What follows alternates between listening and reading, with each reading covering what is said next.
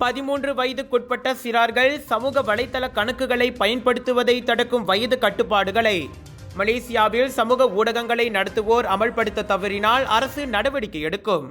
அடுத்த ஆண்டு ஜனவரி 1ஆம் தேதி முதல் சமூக வலைதளங்களை நடத்துவோர் தங்கள் சேவை உரிமங்களை பதிவு செய்ய வேண்டும் என்ற நிபந்தனையை தொடர்ந்து இந்த முடிவு எடுக்கப்பட்டுள்ளதாக தொடர்பு அமைச்சர் ஃபஹ்மி ஃபர்தீல் தெரிவித்தார்.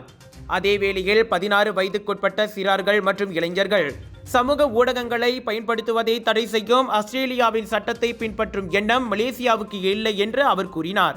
அதற்கு பதிலாக சமூக வலைதளங்களை நடத்தி வருபவர்கள் வயது வரம்புகளை எவ்வாறு செயல்படுத்துகிறார்கள் என்பதை அரசாங்கம் மதிப்பீடு செய்யும். இது தற்போது 13 வயதுக்குட்பட்ட பயனர்களின் கணக்குகளை உருவாக்குவதை கட்டுப்படுத்துகிறது என அவர் சுட்டிக்காட்டினார். தளங்கள் தங்கள் வயது வரம்புகளை நிர்ணயித்து அவற்றை எவ்வளவு சிறப்பாக செயல்படுத்துகின்றன என்பதை கவனிப்பதற்கு நாங்கள் அனுமதிப்போம்.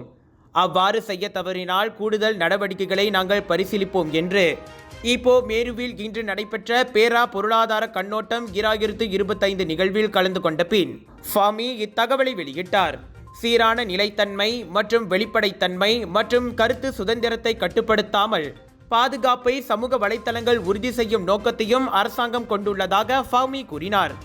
சில நாடாளுமன்ற உறுப்பினர்கள் கடுமையான சட்டங்களுக்கு கோரிக்கை விடுத்த போதிலும் ஆஸ்திரேலியாவை போல வயது கட்டுப்பாடு சட்டத்தை ஏற்க கூட்டரசு அரசாங்கம் தற்போது திட்டமிடவில்லை என்று அவர் தெளிவுபடுத்தினார்.